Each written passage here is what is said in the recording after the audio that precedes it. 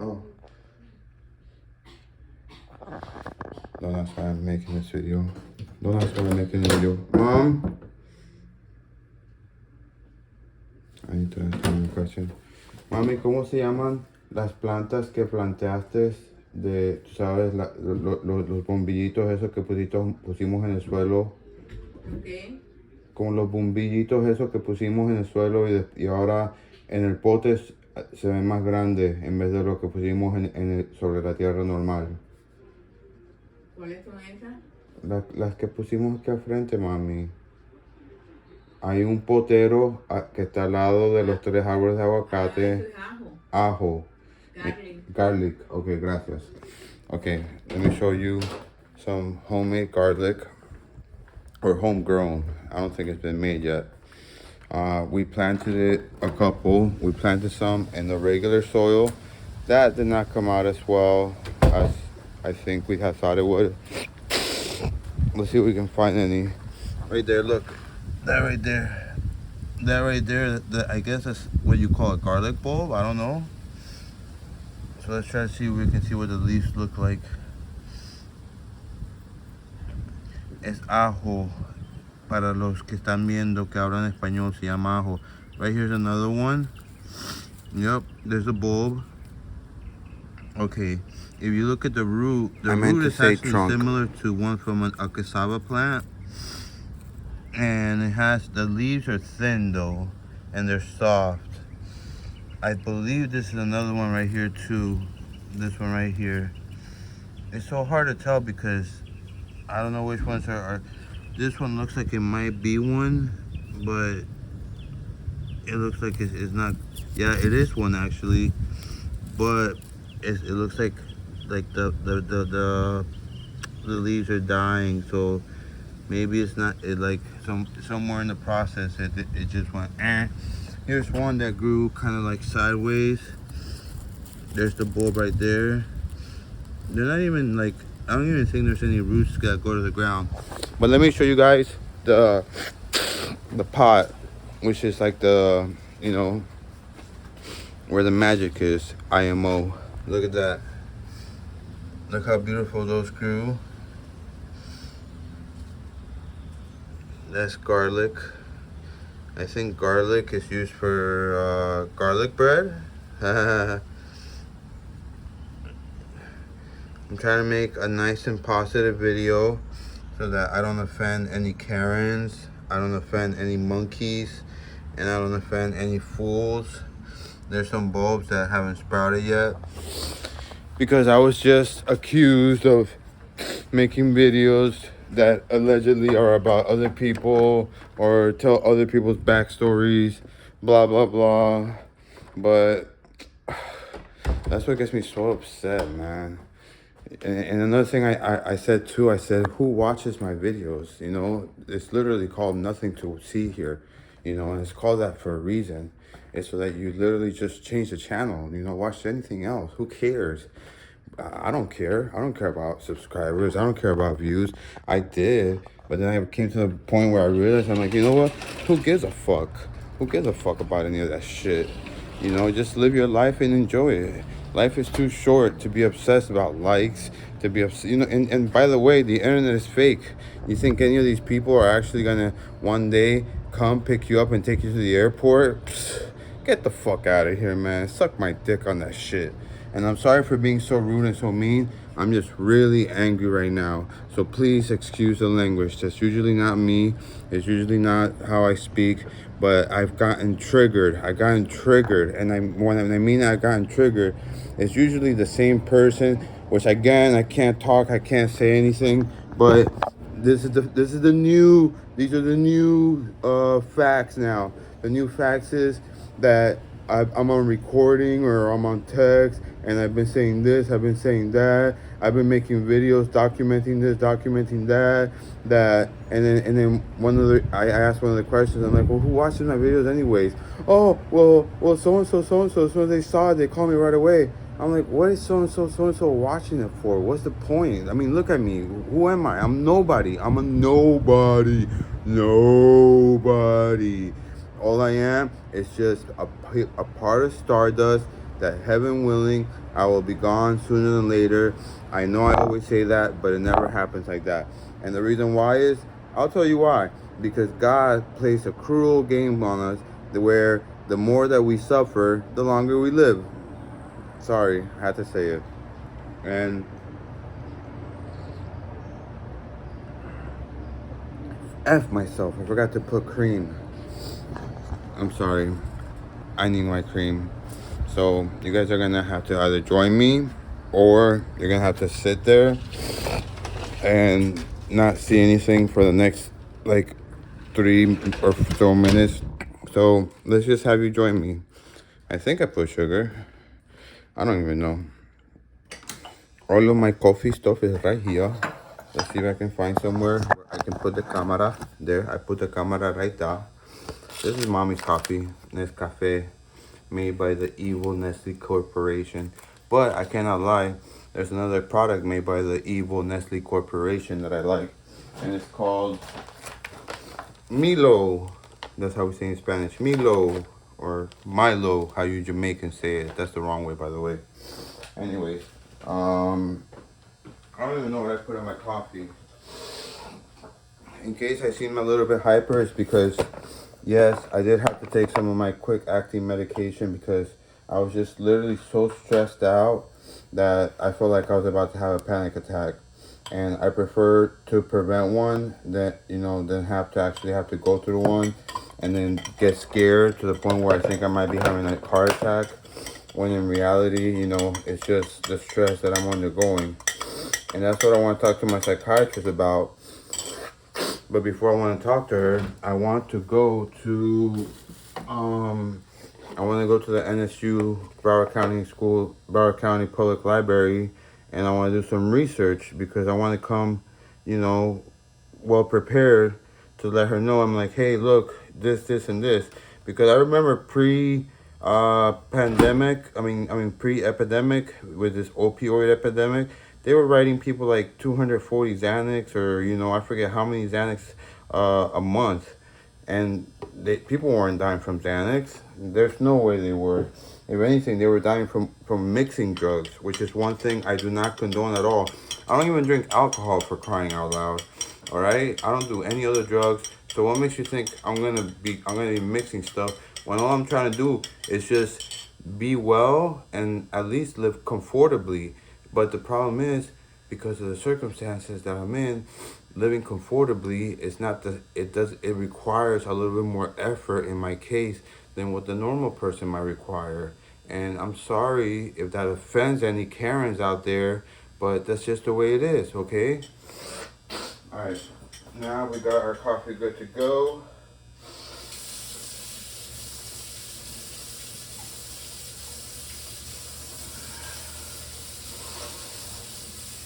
And while I was doing that, I was actually kind of thinking about the topic that I wanted to discuss in the video, so that at least the video is not just rambling, maybe it has somewhat of a point. And the main video that I want to discuss is talking about, child rearing, okay? Very important topic. Children are the future, and children essentially should be our number one priorities, which unfortunately I don't think it is for most people. For some people, it's about, financial success, or it's about, I don't know, people that are really selfish and do not want to go through recoveries about maybe getting their next fix or whatever. And like I said, when I mean addiction, I don't mean just like drugs. It could be anything. It could be cheeseburgers, for crying out loud. You could be addicted to cheeseburgers, whatever. Just some might be worse than others. But anyway, so the part that I want to talk about child rearing was this. I firmly believe that even though you might be poor, that doesn't mean that you cannot have joy in your life, okay?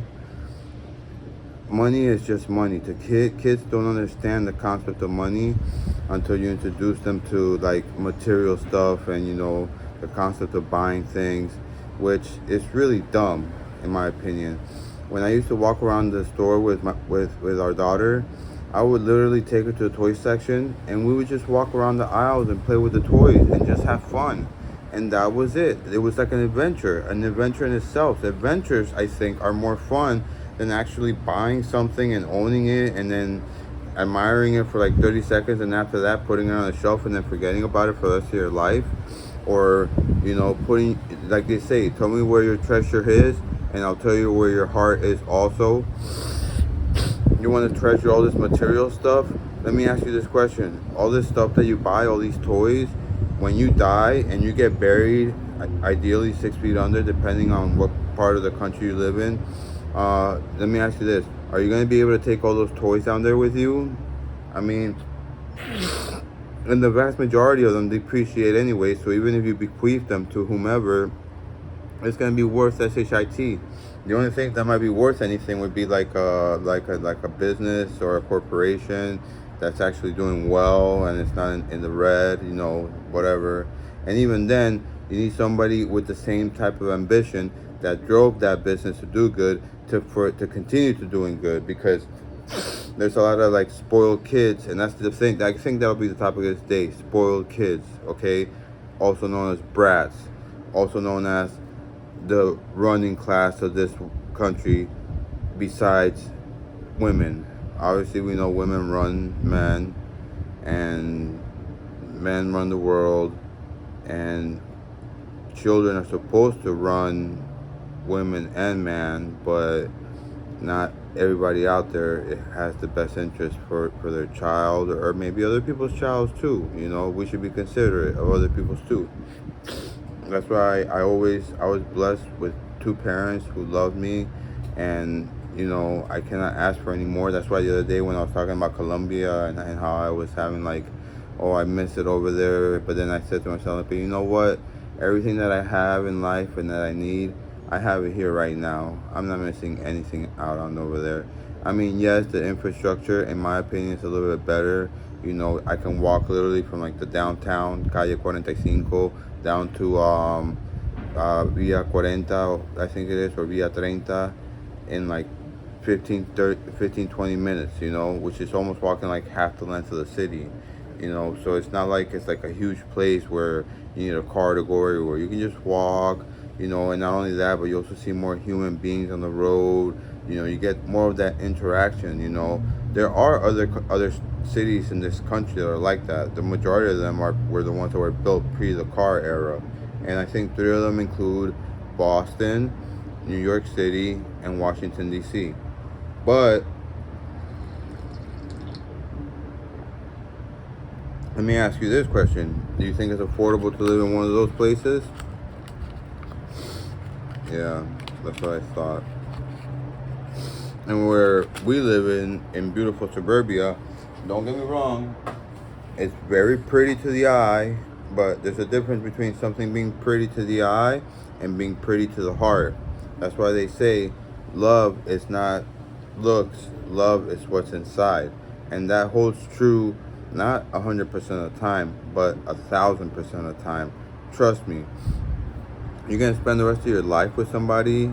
A marriage essentially is a contract. That's all it is. It's a contract that you make with another person that says that you two are alleged to love one another for the rest of your lives and are bound by shackles and chains unless you go through the procedure of divorce, which we face. Let's face it, the divorce rate in this country is like 66%. So why in the F would you want to get married unless you're going through some kind of like midlife crisis where you started realizing your options and your choices, and you thought, and all of a sudden you open your eyes and you realize, you know what, maybe what I'm doing is not the best thing that I could be doing.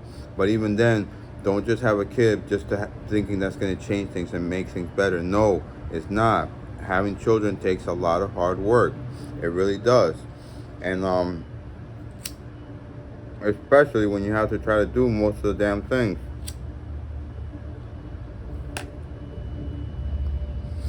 Now, I'm not talking about anybody in particular. I'm not talking about anything. Full disclaimer, these are all just hypotheticals. I don't want any Karens. I don't want any monkeys. I don't want anybody out there to get offended in IRL. If you're going to get offended, that's what the comments are for. Please comment, and just comment only. Leave me in peace in IRL, okay?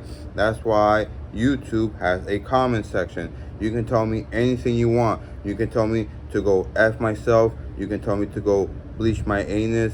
You can tell me to go, I don't know, have boob surgery. I could care less. Say whatever you want in there. That's what the comment section is for. But when it comes to IRL, I'm saying this not because of me, but because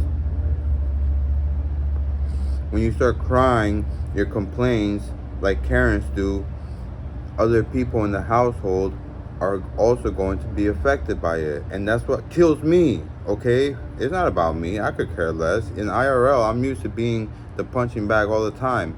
People make fun of me. You know, people say that I'm an idiot, that I'm not a man, this and that. I'm used to it all by now. I got to the point where it doesn't hurt me anymore. I know who I am. I know what I stand for. I know, what my values are. And I know exactly, if people are gonna, if somebody's gonna slap me on one cheek, all I'm gonna do is I'm just gonna turn and I'm gonna give them the other cheek. That's it. That's all I can say. But now I do think it's healthy once in a while just to get into a fight, because as men, we have testosterone. But I don't mean a fight to kill each other. I mean just to get into a fist fight, like how we used to back in the days. That's healthy. That I would recommend. At the end of the at the end of the day, first of all, don't attempt to kill somebody, because that's attempted murder. But just have a good old fight. Fist to fist.